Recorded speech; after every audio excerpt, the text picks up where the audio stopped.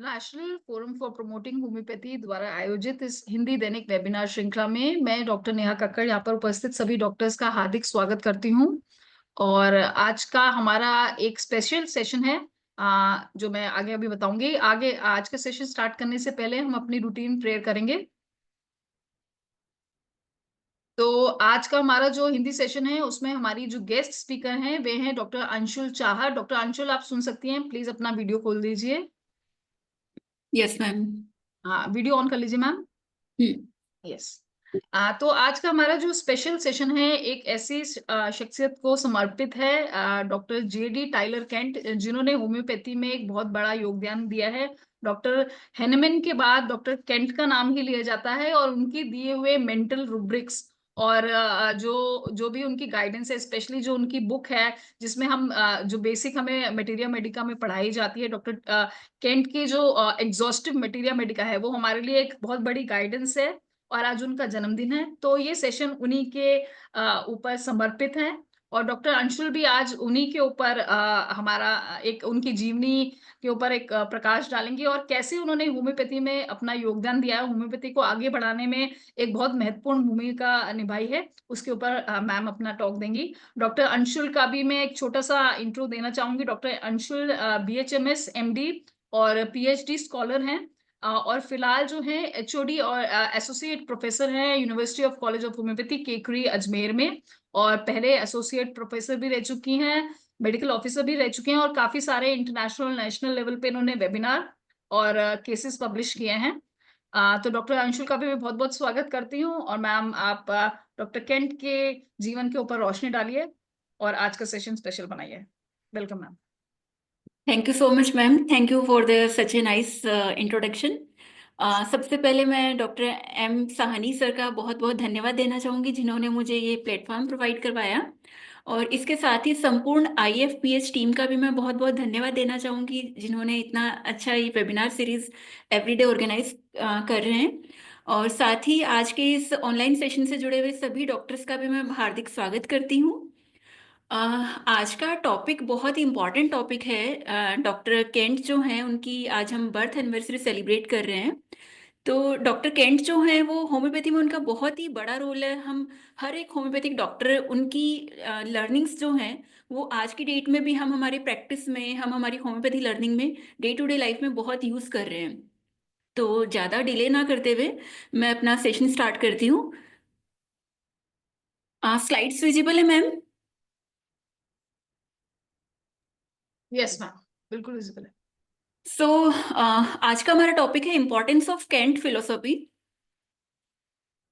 Doctor JT Kent, doctor James Tyler Kent जो हैं उनका बर्थ हुआ था, was born on March 31st 1849। Today is his birth anniversary.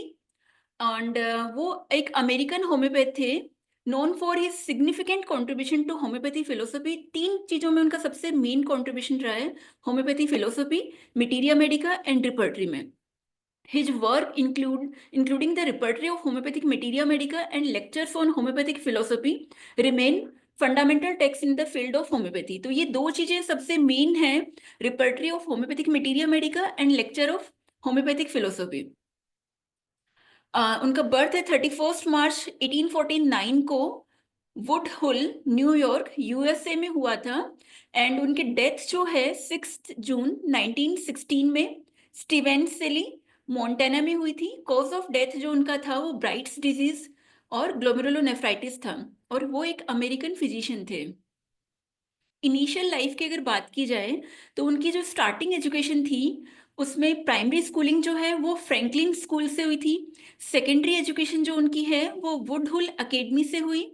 And उसके बाद में जो हायर एजुकेशन है उनकी वो हुई है कॉलगेट यूनिवर्सिटी से उन्होंने PhD किया है। मेडिकल डिग्रीज की अगर बात की जाए तो उन्होंने अपनी मेडिसिन की जो स्टडी है वो करी है यूनिवर्सिटी ऑफ हैमिल्टन न्यूयॉर्क से, और Bailey Bailey medical college, electric medical institute. And इस एलोपैथी मेडिसिन के अलावा उन्होंने वेरियस अदर सिस्टम भी स्टडी किए हैं, जैसे कि एलोपैथी है, होम्योपैथी है, नेचुरोपैथी है। लाइक उन्होंने बहुत an number of medical science की स्टडी करी है। अब आता है कन्वर्सन ऑफ इन होम्योपैथी। अब ये वो इतने रिनाउंड एलोपैथी डॉक्टर थे, तो वो होम्योपैथी में कैसे कन्वर्ट हुए? तो इसके पीछे स्टोरी है कि इनिशियली वो एक इलेक्ट्रिक फिजिशियन थे और होम्योपैथी में बहुत ज्यादा उनका डिसबिलीफ था। Doctor Kent initially has negative view of homeopathy, negative ही उनके व्यूज थे। He question its effectiveness specially after other medical system had failed. वो हमेशा क्वेश्चन करते थे कि अगर दूसरे मेडिकल सिस्टम फेल हो रहे हैं तो होम्योपैथी कैसे वर्क करेगी। लेकिन वो कैसे कन्वर्ट हुए? तो वाइफ की इलनेस की वजह से, केंट की जो सेकंड वाइफ थी लकी जिनका नाम था, suffered from insomnia, anemia and nervous weakness. उनको इंसोम्निया, एनीमिया और नर्वस वीकनेस था। Her condition did not improve with conventional allopathic medicine. Allopathy medicine वो दे रहे थे लेकिन उनसे उनका इंसोम्निया, एनीमिया और नर्वस वीकनेस में कोई भी इंप्रूवमेंट नहीं था। उसके बाद में उनके एक फ्रेंड ने उनको एक होम्योपैथी डॉक्टर के पास रेफर किया। Refer to a homeopath, a friend suggested Kent's wife to seek treatment from doctor Richard Phelan. A local homeopathic physician को रेफर किया गया उनको। Treatment by Richard Phelan, the Phelan prescribed sugar pills in water dilutions.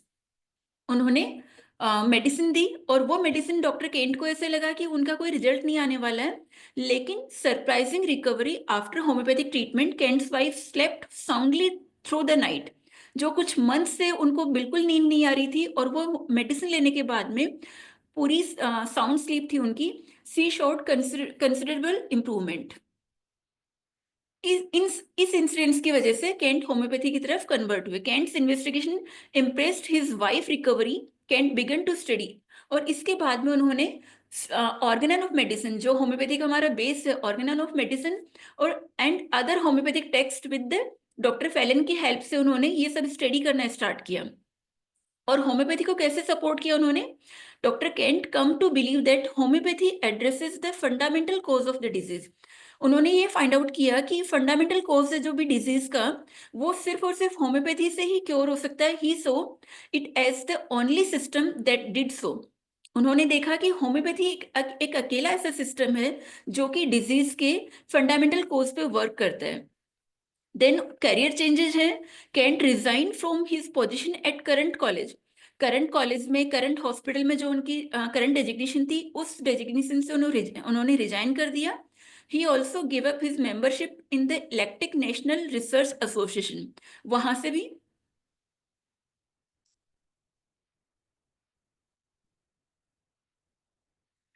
भी उन्होंने resign कर दिया।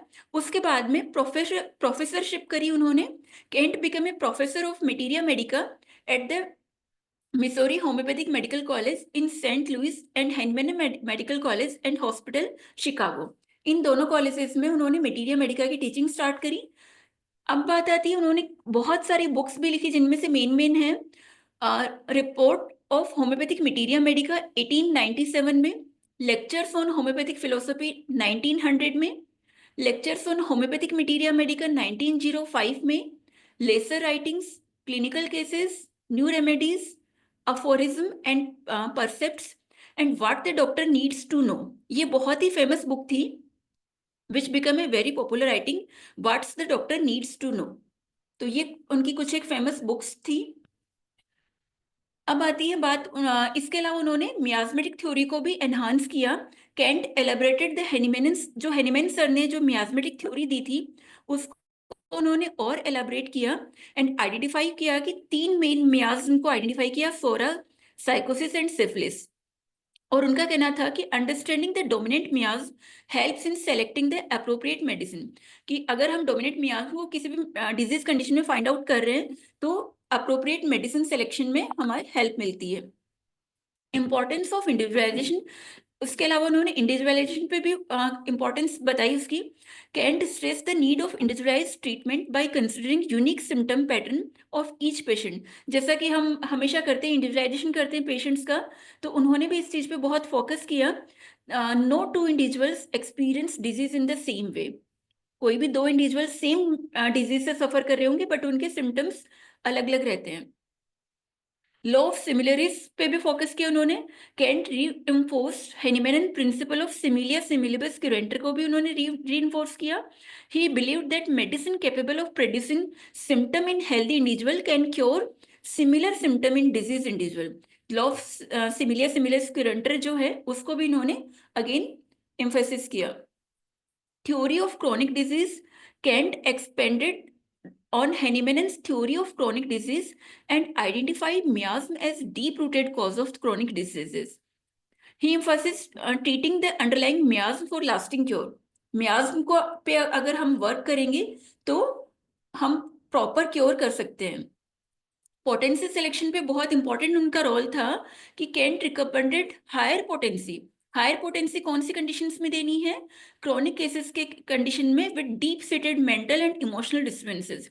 अगर कोई क्रोनिक केस है और उसके साथ में उसके पेशेंट में मेंटल और इमोशनल डिस्टर्बेंसेस है तो मेडिसिन का जो पोटेंसी है वो हायर पोटेंसी जाएगा। Potency was chosen based on susceptibility and Vitality of the patient. Potency selection जो है वो ससेप्टेबिलिटी और पेशेंट की वाइटलिटी है, इन दोनों पे डिपेंड करेगा। इंपॉर्टेंस ऑफ रिपर्टरी की बात की जाए तो Kent repertory of homeopathic materia medica जो 1897 में आई थी वो अभी तक आज की टिल टुडे होम्योपैथी प्रैक्टिस में each and every homeopathy doctor Kent repertory को फॉलो कर रहे हैं। बहुत ही इंपॉर्टेंट रिपर्टरी है। कॉलेजेस में फाइनल ईयर के स्टूडेंट्स भी बहुत इजीली कैंट रिपर्टरी से रिपर्टराइज कर पाते हैं। तो ये टिल डेट बहुत अच्छी रिपर्टरी है। It aids in systematic repertorization and precise medicine selection. Contribution to homeopathy की बात की जाए तो कैंट जो हैं उन्होंने जब वो होम्योपैथी में कन्वर्ट हुए थे उसके बाद में इनिशियली उन्होंने बहुत सारे कॉलेजेस में मटीरिया मेडिका की टीचिंग करी थी। तो उनमें से कुछ एक कॉलेजेस जो हैं उनके नाम है जैसे कि taught materia medica at homeopathic medical college at Saint Louis from 1881 to 1888। उसके बाद में was the teacher of materia medica at the school of homeopathic Philadelphia from 1890 to 1899. Then worked as a senior lecturer of homeopathic materia medica at Hahnemann Medical College and Hospital, Chicago, and at the Herring Medical College and Hospital from 1903 to 1909. And his teaching was highly sought by the student from England. Different countries के students थे उनके, England, European countries, India and other parts of the world. और अगर कुछ famous homeopaths की बात की जाए जैसे कि एच ग्रिमर, पी स्मिथ और many other were his students. Now the practical instructions and tips.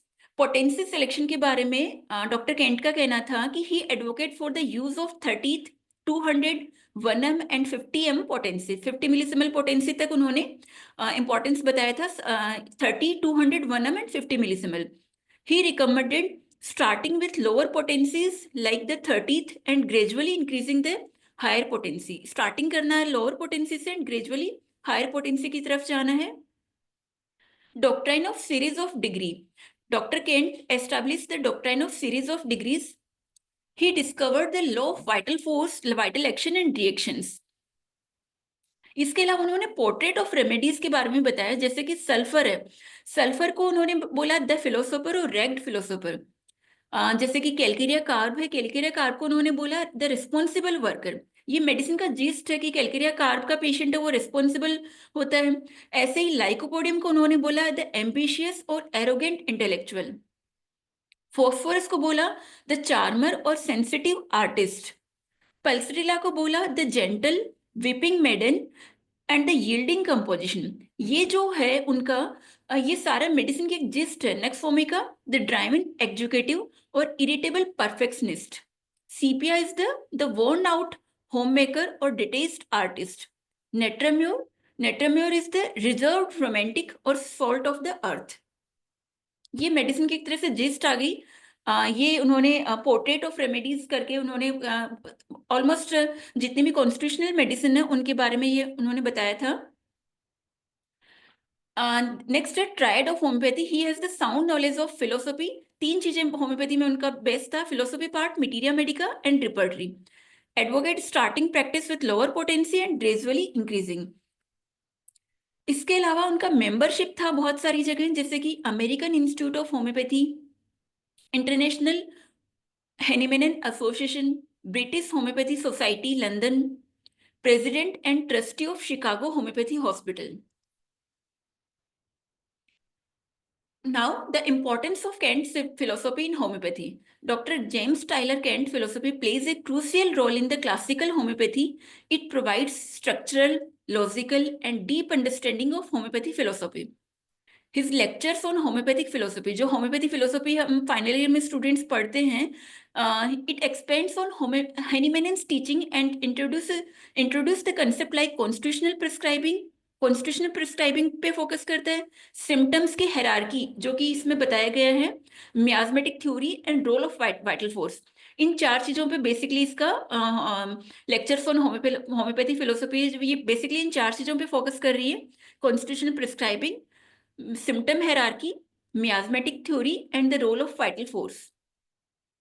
अब जो लेक्चर ऑफ होम्योपैथिक फिलोसफी है इसमें टोटल 37 लेक्चर्स हैं। The James Tyler Kent lecture on homeopathic philosophy consists of 37 lecture. Below is the list of lecture title.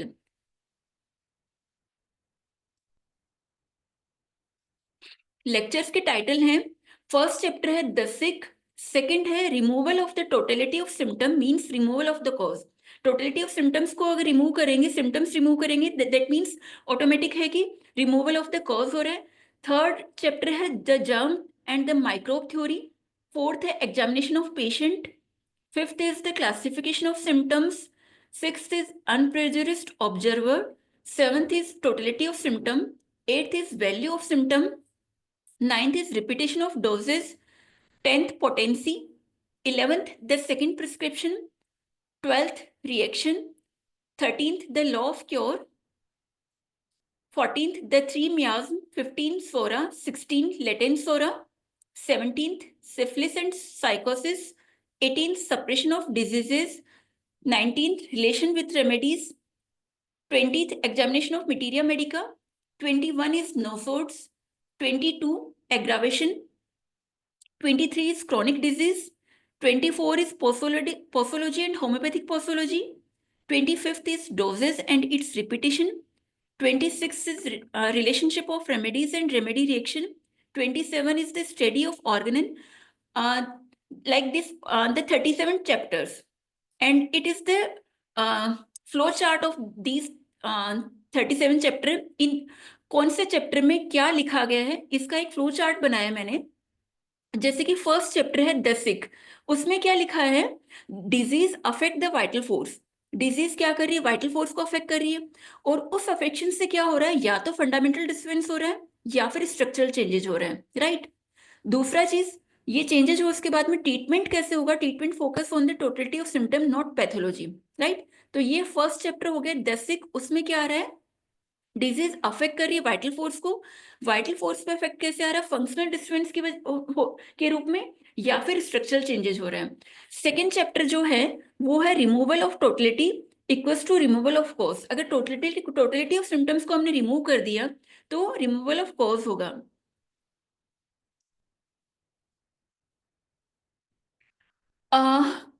जैसे कि इसमें second chapter जो है इसके अकॉर्डिंग क्या होगा, correct prescription removes disease at its root. अगर मेडिसिन सिलेक्शन हमारा सही है तो जो डिजीज है वो अपनी रूट से चली जाएगी।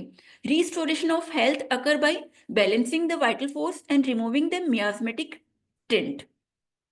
थर्ड चैप्टर था germ theory and microbe theory. तो इसमें क्या बताया गया कि germ do not cause disease. इसमें बताया डॉक्टर केंट ने कि जर्म्स जो है वो डिजीज नहीं कॉज कर रहे हैं, disease tissue invite germ and vice versa. Focus on correcting the internal disease. Fourth chapter is examination of patient. तो case taking examination of patient जो है उसमें बेसिकली केस टेकिंग को इन्वॉल्व किया गया है। केस टेकिंग में क्या कर रहे हैं, मेंटल, इमोशनल और फिजिकल सिम्टम्स स्टडी करते हैं। इसके अलावा observe the totality of symptom with precision. Fifth chapter है classification of symptom. Classification of symptom जो है उसमें इन्होंने क्या दो चीजें दी हैं, एक तो hierarchy of symptom. Hierarchy of symptom जो है वो डॉक्टर केंट का एक बहुत इंपॉर्टेंट टीचिंग है कि इन्होंने क्या करा, मेंटल सिम्टम्स से उनको हायर प्रायोरिटी पे रखा है। तो मेंटल एंड इमोशनल सिम्टम्स जो हैं these are on the higher priority. Physical generals हैं वो मॉडरेटली इंपॉर्टेंट होते हैं और पर्टिकुलर्स जो है वो लीस्ट इंपॉर्टेंट है। देन सिक्स चैप्टर है unprejudiced observer. Physician should unbiased in case analysis, free from preconceived theories. And 7th chapter है the totality of symptom, sum of the all manifestations of disease, guide selection of similimum, consider peculiar and characteristic symptom, mental and emotional state. 8th chapter जो है the value of symptom, value of symptom में क्या आएगा, rank symptom for accurate prescription, accurate prescription के लिए जो symptoms है उनको रैंकिंग की दी गई है, mental, physical and particular. Mentals highest है, फिजिकल मिडिल लेयर में आएंगे और पर्टिकुलर्स जो है वो लोएस्ट रैंक में जाएंगे। 9th चैप्टर आता है repetition of doses. Repetition of doses जो है उसमें क्या होगा, रिपीटेशन डिपेंड दो चीजों पे कर रहा है, susceptibility of the patient and nature of the disease. 10th chapter है पोटेंसी सिलेक्शन। पोटेंसी सिलेक्शन में क्या है, हाई पोटेंसी जो होगी वो डीप सीटेड और क्रॉनिक कंडीशंस में हाई पोटेंसी देते हैं, और लो पोटेंसी किन पेशेंट्स को दी जाएगी, अक्यूट और सुपरफिशियल केसेस में लो पोटेंसी दी जाती है। फिर आता है 11th चैप्टर। 11th चैप्टर जो है उसमें बेसिकली आ रहा है 11th चैप्टर में आता है सेकंड प्रिस्क्रिप्शन, और सेकंड प्रिस्क्रिप्शन जो है वो require careful evolution after the first dose. First prescription हमने दे दिया, उसके बाद में हमें केयरफुली सेकंड प्रिस्क्रिप्शन के टाइम पे क्या करना है, तो इसके टाइप बताए हैं इसमें इन्होंने। टाइप में क्या है,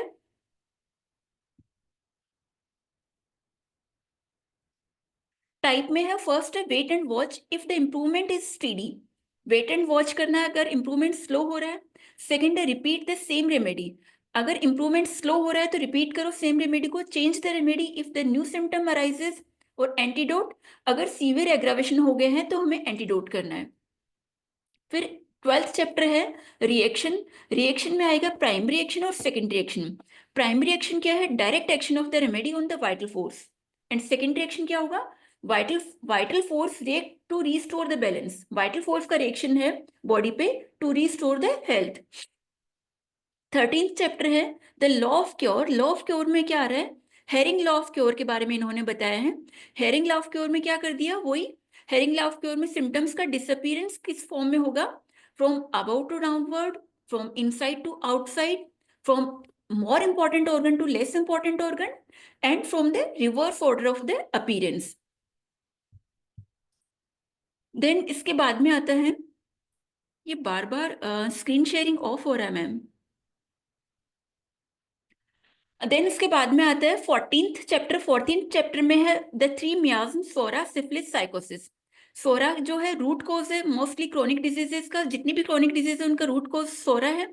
सिफिलिस के बारे में उन्होंने बताया डिस्ट्रक्टिव मियाज्म है जिसकी वजह से टिश्यू डिजनरेशन हो रहा है। साइकोसिस के बारे में उन्होंने बताया कि manifest through overgrowth, catarrh and warts. Psora 15 chapter में उन्होंने सोरा के बारे में बताया। तो सोरा जो है वो जितनी भी फंडामेंटल डिस्टर्बेंसेस है वो सोरा की वजह से होते हैं। मैनिफेस्टेशंस इसके कैसे होंगे, सोरा के skin disorders, anxiety, sensitivity, functional derangement के फॉर्म में। 16 चैप्टर लेटेंट सोरा। लेटेंट सोरा में क्या बताया उन्होंने, डोरमेंट और सप्रेस सोरा। सिम्टम्स जो इसके होंगे वो mild skin eruptions, itching, anxiety, fatigue, इस फॉर्म में रहेंगे। 17th चैप्टर जो है उसमें इन्होंने बताया है सिफिलिस एंड साइकोसिस।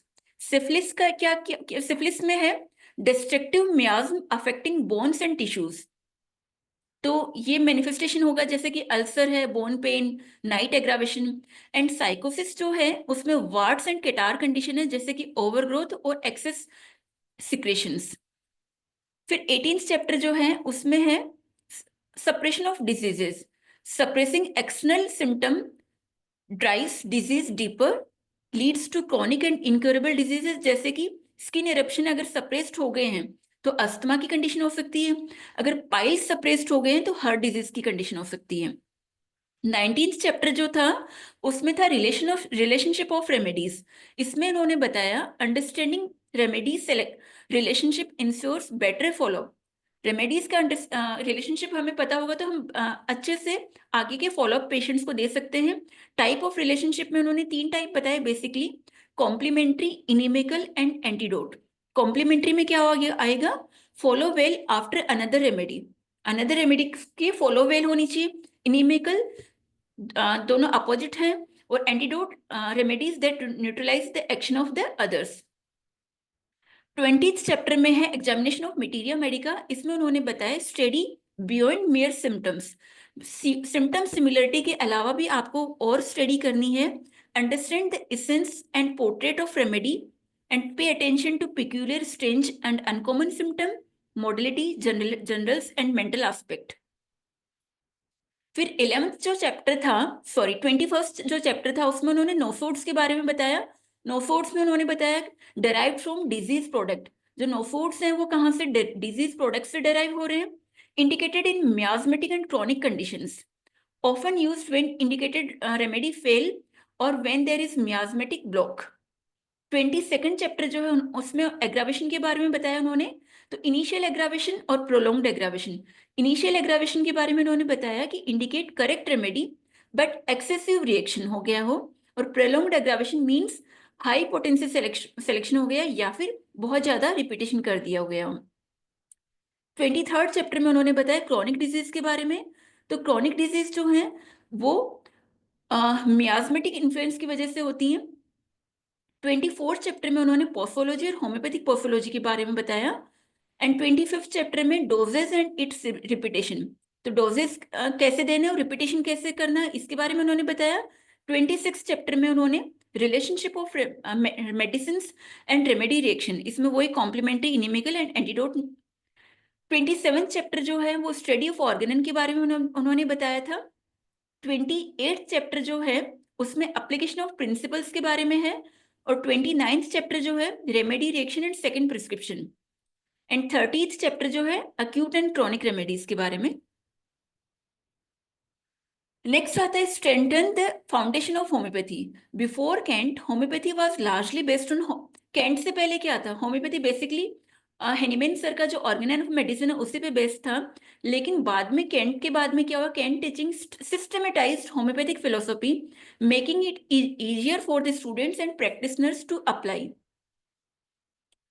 केस टेकिंग के लिए उन्होंने क्या बताया कि कैंट से पहले क्या था, before Kent homeopath focus mostly on physical symptom.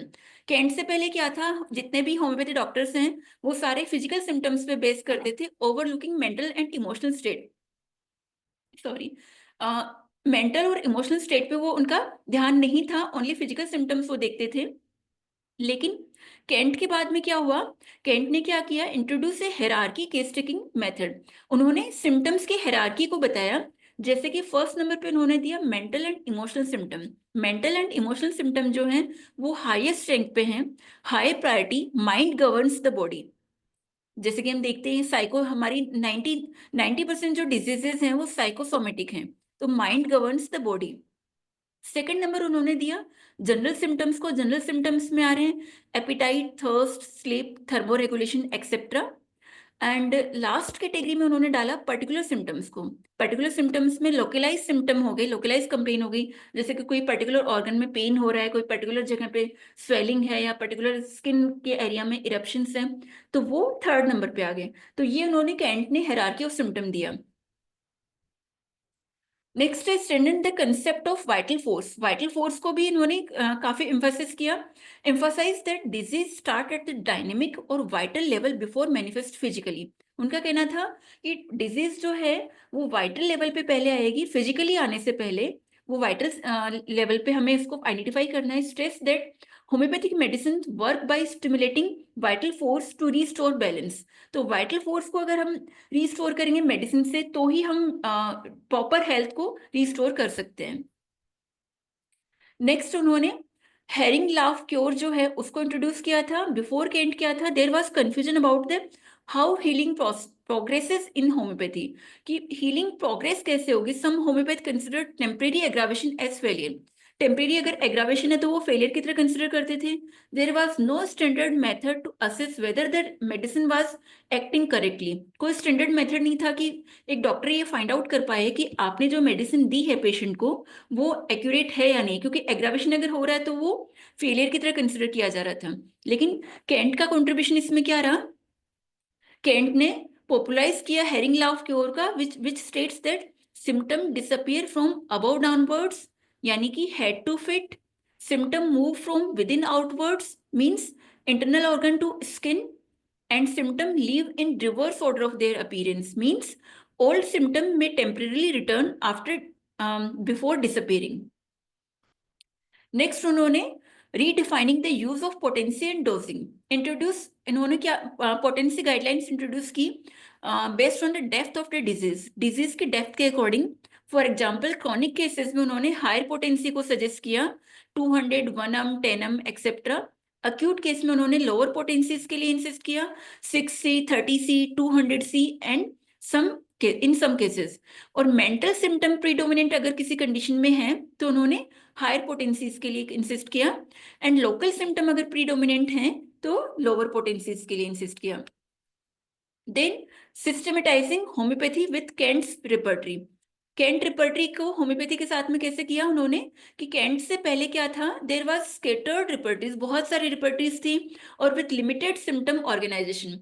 Finding the correct medicine was time consuming था और डिफिकल्ट भी था, इतनी सारी स्कैटर्ड रिपर्टरीज थी। इस वजह से many homeopaths relied on memorization और intuition rather than systematic approach. Kent से पहले क्या था, या तो डॉक्टर को याद है या फिर इंट्यूशन के बेसिस पे कि भाई ये मेडिसिन, ये सिम्टम है तो ये मेडिसिन हो सकती है, इस बेसिस पे था। लेकिन केंट के बाद में क्या हुआ, Kent contribution created a well structured repertory organizing symptom into mind symptom, general symptom and particular symptom. Mind symptom जो है वो फर्स्ट सेक्शन है, हायर प्रायोरिटी में आएंगे। जनरल सिम्टम है यानी कि heat, cold, food desire, sleep etcetera, ये जनरल सिम्टम में आएंगे। और particular symptom for example particular body part से रिलेटेड है, जैसे head, chest, stomach, skin etcetera. Introduce grading of symptom, grading system for medicine. Grading system बनाया उन्होंने medicine selection के लिए, जैसे कि bold type, italic type and regular type. Bold type में क्या आ गया, हाईली कंफर्म्ड मेडिसिन, इटैलिक में frequently verified medicine and regular type में आ गया less confirmed but useful medicine. Next है emphasize the role of vital force.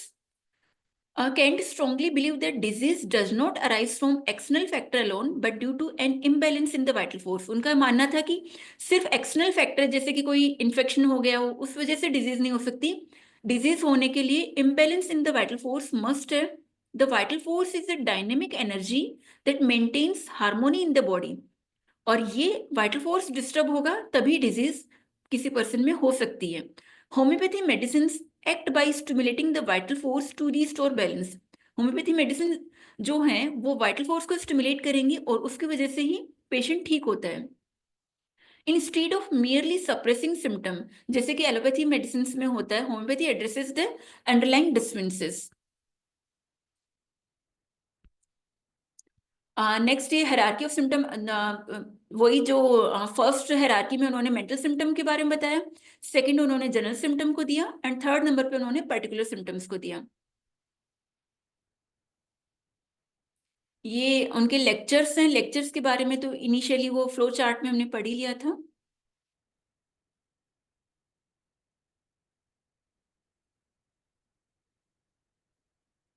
Next आता है केंट के 12 ऑब्जर्वेशन।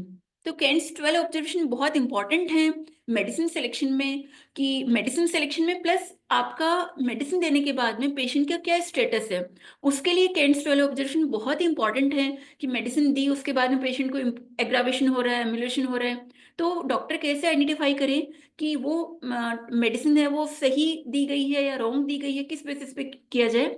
इसके लिए उन्होंने 12 ऑब्जर्वेशन बनाए जो कि बहुत इंपॉर्टेंट है। तो फर्स्ट ऑब्जर्वेशन जो है वो है prolonged aggravation and final decline of the patient. इसका meaning the prescription was a mistake, कि एग्रावेशन बहुत लंबे समय तक रहा और बाद में पेशेंट को फाइनली डिक्लाइन हो गया। इसका मीन्स प्रेस्क्रिप्शन जो है वो एक मिस्टेक है एंड इट एंटीसोरिक बहुत डीप है एंड द पोटेंसी बहुत हाई है एंड इट हैज एस्टेब्लिश्ड कोई डिस्ट्रक्शन हो गया उसके उसमें पर्सन में। Vital reaction was impossible, it was an incurable case. तो क्या करना है, मेडिसिन शुड बी एंटीडोटेड, क्योंकि मेडिसिन सिलेक्शन रॉन्ग है तो मेडिसिन को, जो भी मेडिसिन दी गई है उसको डॉक्टर को एंटीडोट करना है and a similar medicine selected based on the fresh case taking. दोबारा से केस टेकिंग लेना है और फ्रेश केस टेकिंग के बाद जो मेडिसिन आती है वो देनी है और लो पोटेंसी में देनी है। तो इसका प्रोग्नोसिस क्या है, अनफेवरेबल प्रोग्नोसिस है। सेकेंड प्रिस्क्रिप्शन से पहले आता है टाइप ऑफ एग्रावेशन में अगर बात की जाए तो होम्योपैथिक एग्रावेशन अगर किसी में हो रहा है तो वो एक पॉजिटिव इंडिकेशन है। होम्योपैथिक एग्रावेशन मींस पेशेंट के डिजीज सिम्टम बढ़ सकते हैं, लेकिन मेंटली पेशेंट बहुत ही रिलैक्स फील कर रहा है, तो वो होम्योपैथिक एग्रावेशन है और वो एक गुड साइन है। सेकंड जो कैंट का ऑब्जर्वेशन है वो है long aggravation but final and slow improvement. इसमें क्या है, very mark tissue changes. Long aggravation है लेकिन फाइनल और स्लो इंप्रूवमेंट है, यानी कि यहाँ पे कोई टिश्यू चेंजेस हो गए हैं। तो इसमें हमें क्या करना है, wait till the medicine complete its action. तब तक वेट करना है जब तक मेडिसिन का एक्शन मेडिसिन अपना एक्शन कंप्लीट ना कर ले, इसका प्रोग्नोसिस फेवरेबल है। थर्ड जो ऑब्जर्वेशन है वो है aggravation is quick, short and strong with rapid improvement of the patient. इसमें क्या है, रिएक्शन विग्रेस है और यहाँ पे कोई टेंडेंसी नहीं है स्ट्रक्चरल चेंजेस की वाइटल ऑर्गन्स में। और इसका जो इसमें क्या करना है, the action of medicine should not be disturb, और ये जो ऑब्जर्वेशन है ये फेवरेबल ऑब्जर्वेशन की कैटेगरी में जाएगा। फोर्थ ऑब्जर्वेशन जो है उसमें आता है नो एग्रावेशन, यहाँ पे कोई एग्रावेशन नहीं हो रहा with recovery of the patient. इसका इन्फ्रेंस क्या है, the medicine is suitable to the case, there is no organic disease. Medicine suitable है, कोई ऑर्गेनिक डिजीज नहीं है, no tendency to organic disease, the condition belongs to functions of nerves rather than to threaten change in the tissues. Potency just exactly fitted to the case, तो potency एकदम सही selection हुआ है। Prognosis क्या है, the cure में come out without aggravation as it is the highest order of cure in acute affections. Acute conditions में तो अगर एग्रावेशन नहीं हुआ और डायरेक्ट पेशेंट क्योर की तरफ जा रहा है तो अक्यूट कंडीशन में तो फेवरेबल है, लेकिन क्रोनिक केसेस में ये डाउटफुल है। फोर्थ एग्रावेशन जो है, फोर्थ ऑब्जर्वेशन जो है, फिफ्थ ऑब्जर्वेशन है relief comes first and the aggravation comes afterward. इसमें फिफ्थ ऑब्जर्वेशन में क्या है कि पहले एम्बुलेशन हो रहा है और एग्रावेशन उसके बाद में हो रहा है। तो इसका इन्फेरेंस क्या है, inquire whether the patient has done something spoiled the action of medicine, कि पेशेंट ने होम्योपैथी मेडिसिन के साथ में कुछ अदर कुछ तो नहीं ले लिया है, either the remedy was only, या फिर जो आपने मेडिसिन दी वो सुटेबल सुपरफिशियल हो, या पैलिएटिव मेडिसिन है, या फिर पेशेंट इनक्योरेबल है और मेडिसिन थोड़ा बहुत सुटेबल हो सकती है। The remedy was only similar to the most grievous symptom and did not cover the whole case और the constitutional state of the patient. तो मेडिसिन हो सकता है उस केस में मेडिसिन ओनली जो मोस्ट ग्रीवियस सिम्टम्स जो है, मोस्ट प्रोमिनेंट सिम्टम, उन्हीं को कवर कर रही है, कंप्लीट कॉन्स्टिट्यूशनल स्टेट को कवर नहीं कर रही है। तो उस केस में ये हो सकता है कि पेशेंट को पहले एम्युलेशन हो रहा है और उसके बाद में उसको एग्रावेशन हो रहा है। तो उसमें क्या करना है, a most similar medicine is to be chosen after a fresh case taking. Case taking दोबारा से लेनी है और जो मोस्ट सिमिलर मेडिसिन है वो पेशेंट को देनी है। तो इस कंडीशन में भी प्रोग्नोसिस अनफेवरेबल है। सिक्स्थ ऑब्जर्वेशन जो है वो है शॉर्ट रिलीफ ऑफ सिम्टम। इसमें इन्फेरेंस है there may be some condition interfering with the action of remedies. In acute cases, inflammation is present. The organs are threatened by the rapid progress going on, and in chronic cases, structural changes are present and organs are destroyed and being destroyed or in a very precarious conditions. तो ये भी बहुत short relief है symptoms का, तो ये भी आपका एक अनफेवरेबल ऑब्जर्वेशन है। सेवेंथ ऑब्जर्वेशन है a full time relief of the symptom at no special relief of the patient. Full time relief हो रहा है सिम्टम्स को, लेकिन पेशेंट को कोई रिलीफ नहीं हो रहा। सिम्टम्स में तो इंप्रूवमेंट है लेकिन पेशेंट को सब्जेक्टिवली कोई इंप्रूवमेंट फील नहीं हो रहा है।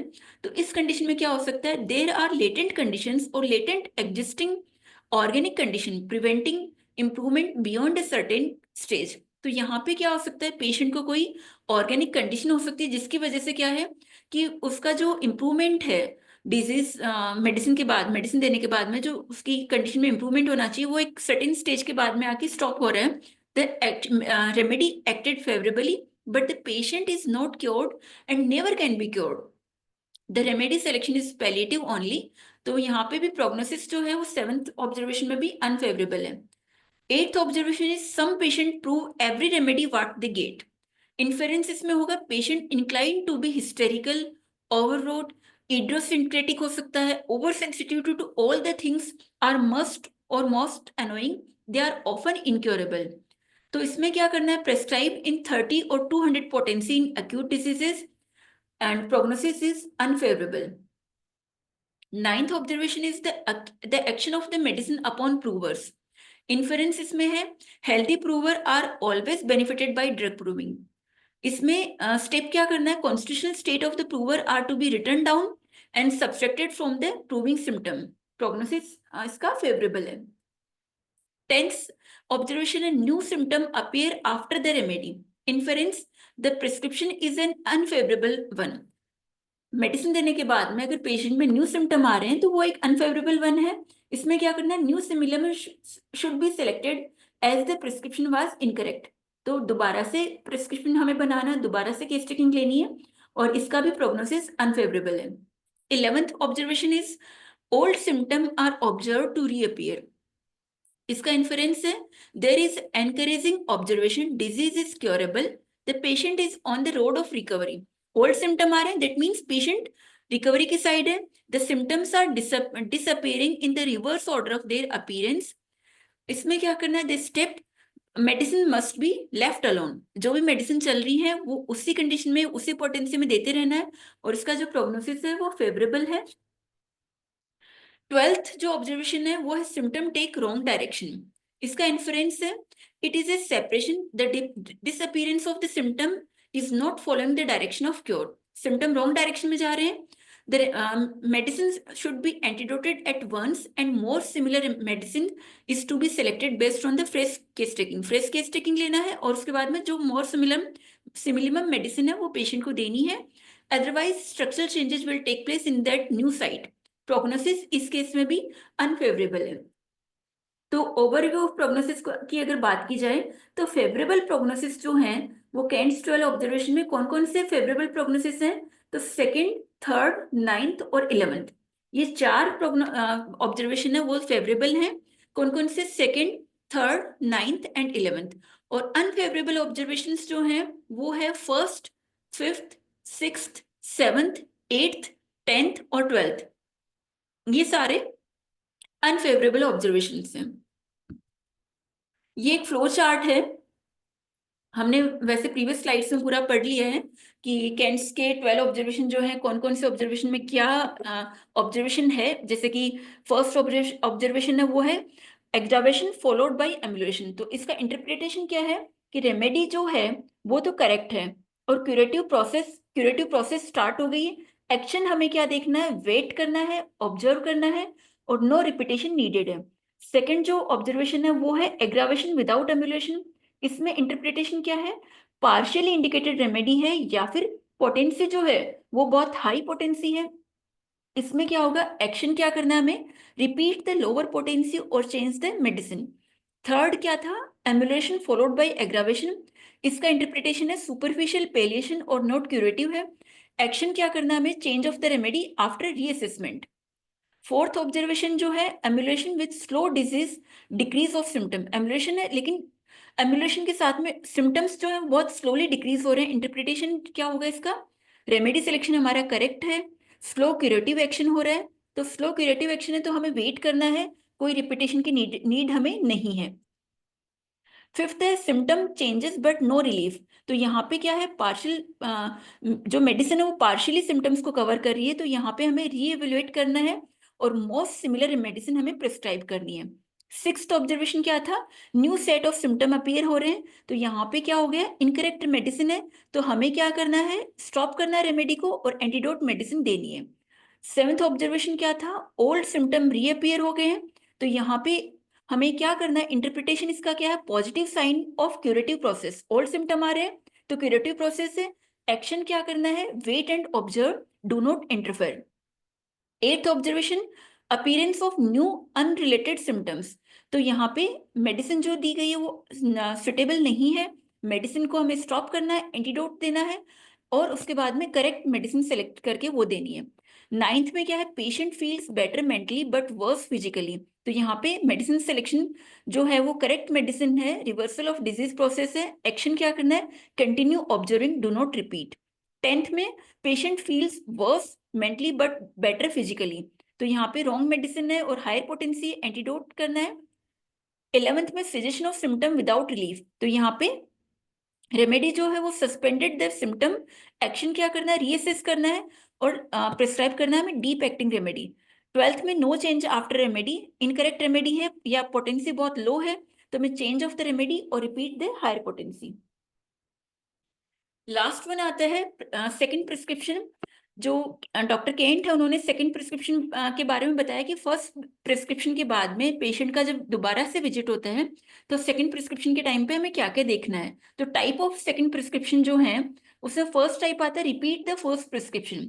इसमें क्या होगा, when the original symptom return unaltered, original symptom आ गए without any alteration with slight increase और decrease in intensity, if the same potency doesn't work, higher one should be tested।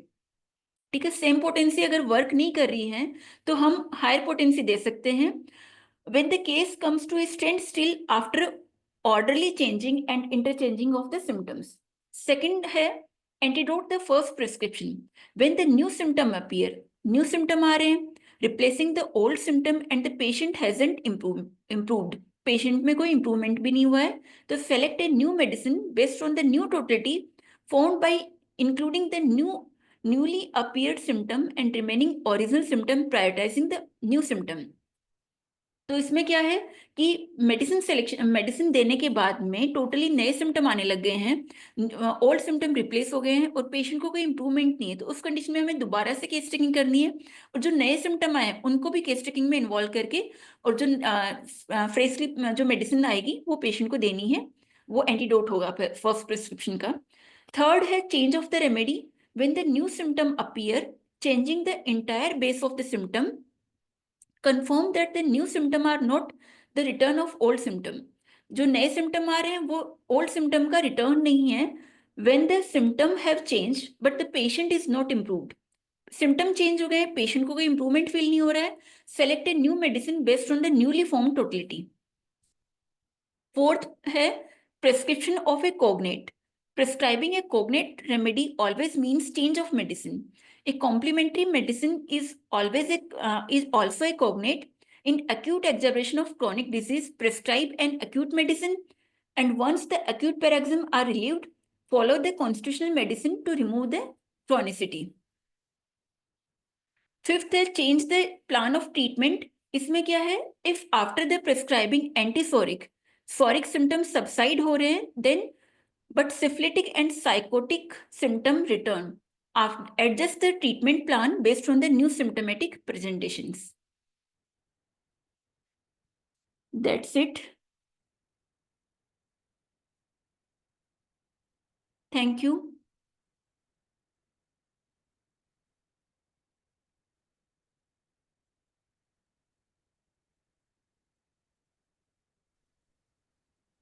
Yes, तो डॉक्टर बहुत ही बढ़िया प्रेजेंटेशन दिया doctor Kant's observation पे। ये चीज हम बार बार होम्योपैथ्स को भी याद रखने की जरूरत होती है कि हम भूल जाते हैं बार बार जो डॉक्टर केंट ने हमारे लिए ये ऑब्जर्वेशंस दी हैं, और इन्हीं की बेसिस पे हमारी प्रैक्टिस होनी चाहिए, क्योंकि इसी से ट्रू होम्योपैथी, जिसे हम कहते हैं क्लासिकल और कॉन्स्टिट्यूशनल होम्योपैथी, हम उससे प्रैक्टिस कर पाते हैं। तो ये ट्रू एक गिफ्ट है डॉक्टर केंट का होम्योपैथी के लिए और होम्योपैथ्स के लिए, जिसे हमें ऑब्वियसली जितना पॉसिबल हो सके उतना फॉलो करना चाहिए सही रिजल्ट पाने के लिए, और क्योंकि इसी मेथड से हमें लॉन्ग लास्टिंग, जिसे हम क्योर कहते हैं, वो हमें देखने को मिलता है। Otherwise then the treatment is equivalent to palliation. तो काफी अच्छा एग्जॉस्टिव आपने लिस्ट बताई ऑब्जर्वेशंस की, और डिटेल में एक्सप्लेन किए कि क्या क्या ऑब्जर्वेशन डॉक्टर केंट ने हमें बताई है रीचिंग टुवर्ड्स द क्योर। हाँ, तो ये हमारे लिए एक सुनहरा मौका था जो रिवाइज करने के लिए, और हम एक श्रद्धांजलि उनको देनी है हमें डॉक्टर केंट को, और ये ट्रू श्रद्धांजलि तभी होगी जब हम इन ऑब्जर्वेशंस को अच्छे से फॉलो करें और एक ट्रू होम्योपैथ बन पाए। और यहाँ पे मैं एक चीज ऐड करना चाहूंगी, डॉक्टर केंट जो थे वो भी डॉक्टर हैनमैन के जैसे इक्लेक्टिक, जिसे बोलते हैं इक्लेक्टिक मेडिकल प्रैक्टिशनर थे। इक्लेक्टिक एक साइंस होती थी पहले, जिसमें कोई भी अगर आपका सिस्टम ऑफ मेडिसिन है, आप उसको यूज करके पेशेंट्स को रिलीफ देते थे। तो उनकी जब वाइफ बीमार पड़ी थी, उनको उस एलोपैथिक और ऑल्टरनेटिव सिस्टम से आराम नहीं आ पाया था, उनकी वाइफ का नाम था लूसी, और काफी सारी प्रॉब्लम्स आ गई थी, जैसे नर्वस वीकनेस, इंसोम्निया, एनीमिया। तो काफी सारी ट्रेडिशनल और eclectic eclectic means alternative treatments के बाद भी उनको रिलीफ नहीं आया, तो अब होम्योपैथी से ही उनको रिलीफ आया था। और उसके बाद डॉक्टर केंट ने होम्योपैथी को अपनाया था और उसको स्टडी करी थी, और डॉक्टर हैनमैन को उन्होंने फॉलो करना शुरू किया। उनकी स्टडीज, जो भी बुक्स उन्होंने लिखी थी डॉक्टर हैनमैन ने, उसकी एग्जॉस्टिव स्टडी करी, और उसी के बेसिस पे फिर उन्होंने होम्योपैथी की डिग्री भी हासिल करी, और आगे आगे होम्योपैथी को प्रैक्टिस करना शुरू किया। उसके बाद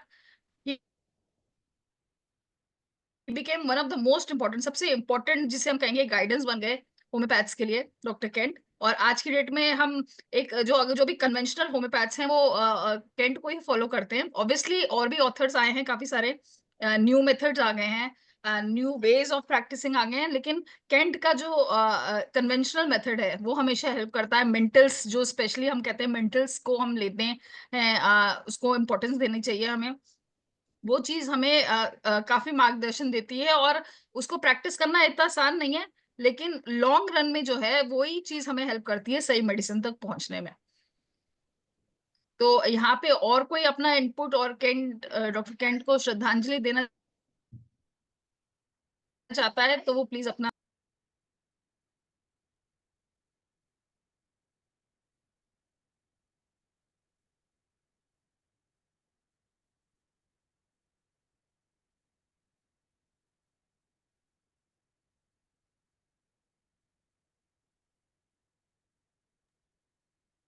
डॉक्टर अंशुल, आप वैसे क्या मेथड फॉलो करते हैं प्रैक्टिस में, आप बताएंगे, थोड़ा सा इनपुट देंगे आप उसके बारे में?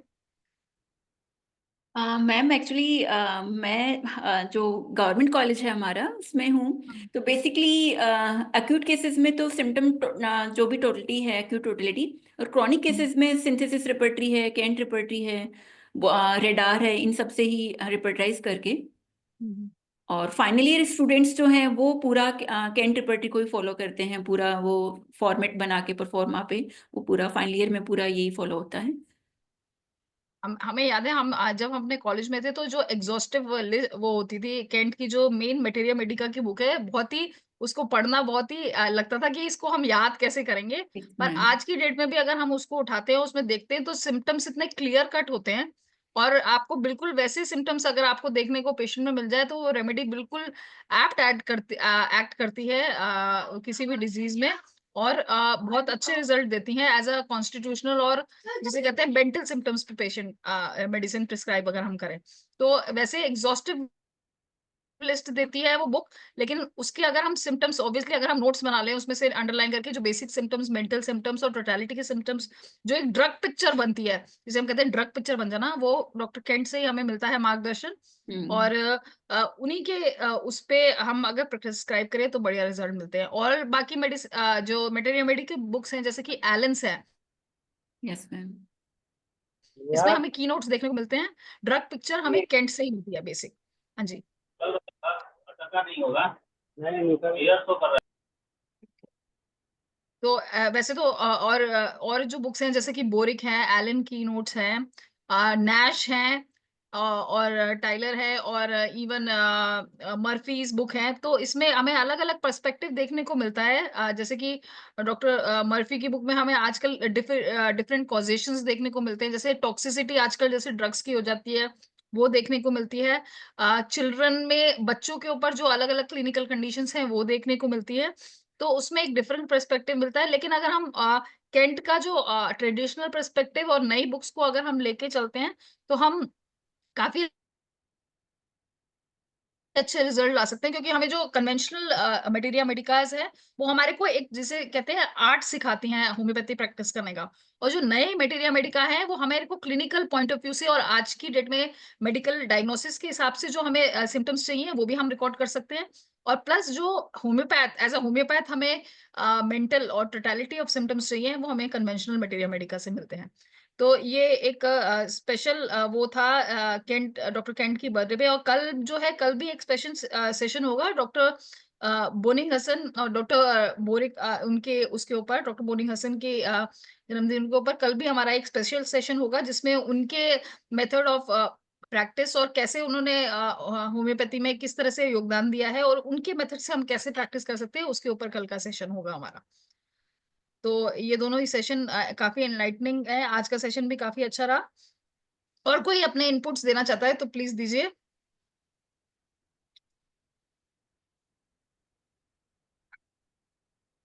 अभी हमारे पास 3-4 मिनट बाकी हैं। और कोई अपने डॉक्टर केंट या एक्सपीरियंस केंट बेसिस केंटेनियन जो वे ऑफ प्रिस्क्राइबिंग है उसके ऊपर कोई केस शेयर करना चाहे तो वो भी कर सकता है 3-4 मिनट में। आई गेस आज कोई ऐसे केसेस नहीं है।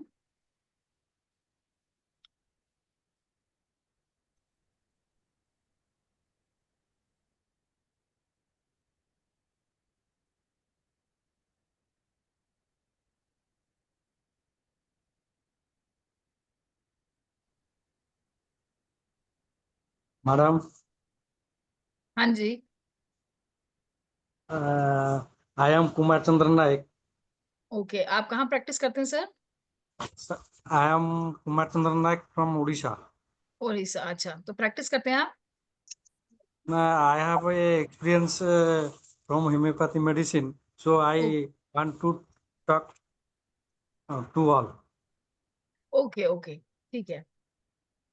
My wife was suffering from BL tube corneal block okay and polycystic ovaries since 2020. Okay So I had consulted many gynecological doctors okay. and became under treatment. नाम बताओ। Agarwal.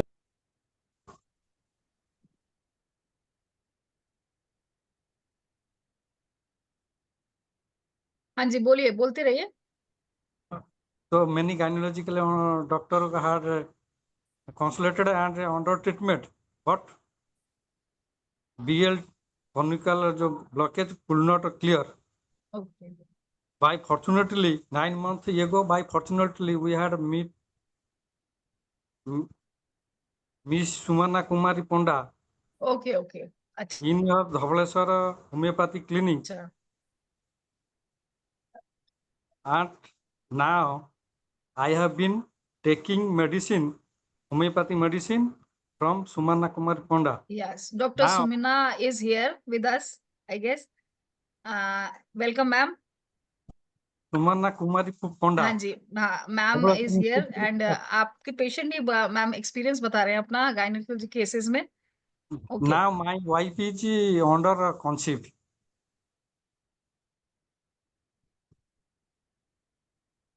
She was suffering from BL tube corneal blockage okay 4 years ago.